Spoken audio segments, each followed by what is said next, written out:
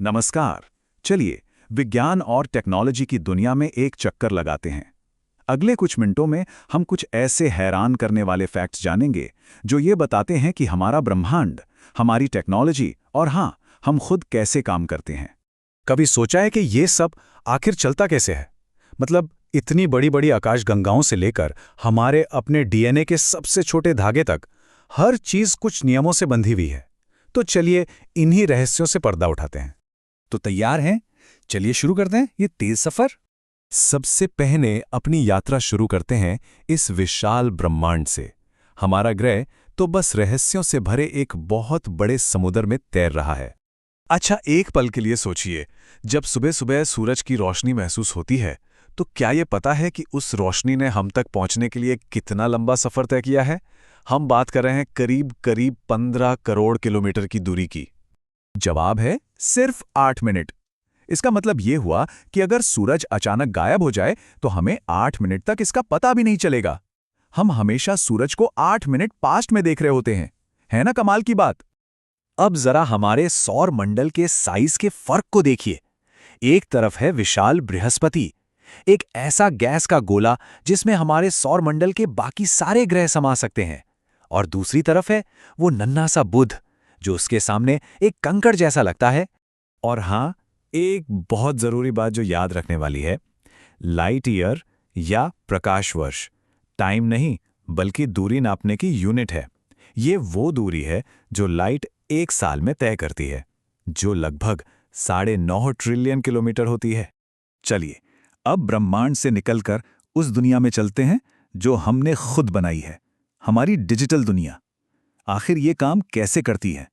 जैसे हमारे पास सोचने के लिए दिमाग होता है, वैसे ही हर कंप्यूटर और हर स्मार्टफोन के अंदर भी एक दिमाग होता है। कोई अंदाजा है कि इसे क्या कहते हैं? जी हाँ, ये है सीपीयू यानी सेंट्रल प्रोसेसिंग यूनिट। डिवाइस के अंदर ये जो छोटी सी चिप होती है ना, यही असली जादूगर है।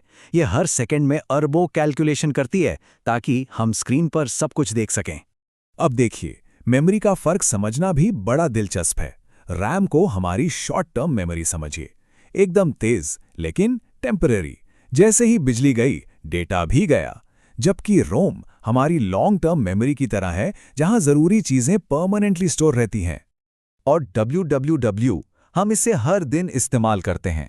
इसे ऐसे समझिए कि अगर इंटरनेट सड़कों का एक बहुत बड़ा नेटवर्क है, तो वर्ल्ड वाइड वेब उन सड़कों पर बने वो सारे घर, दुकानें और इमारतें हैं जिन्हें हम देख सकते हैं और इस्तेमाल कर सकते हैं।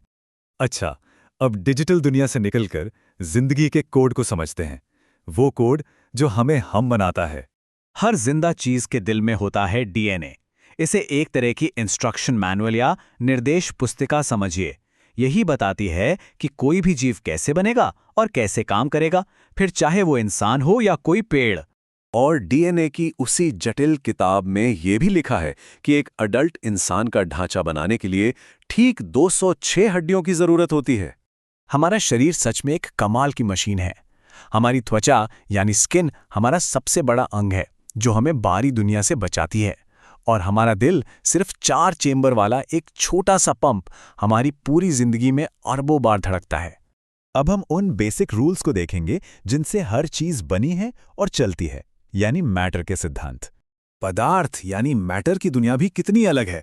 सोचिए, एक तरफ है हाइड्रोजन, इतनी हल्की गैस कि वो सितारों को जलाती है, और दूसरी तरफ है हीरा, जो इतना कठोर है कि वो लगभग किसी भी चीज को काट सकता है।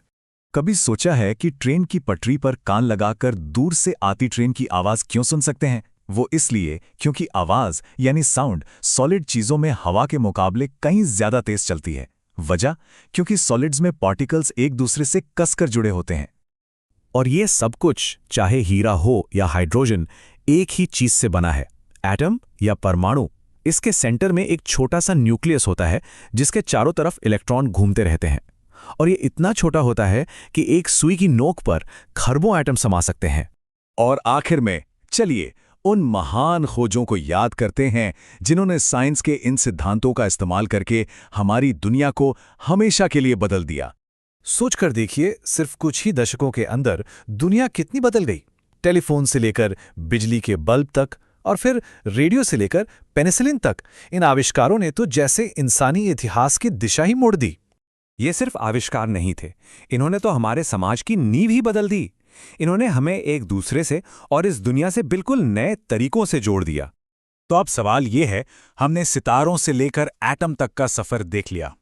अब जब हम इतना कुछ जानते हैं तो क्या लगता है वो अगला बड़ा आविष्कार क्या होगा जो हमारी दुनिया को एक बार फिर से बदल के रख देगा?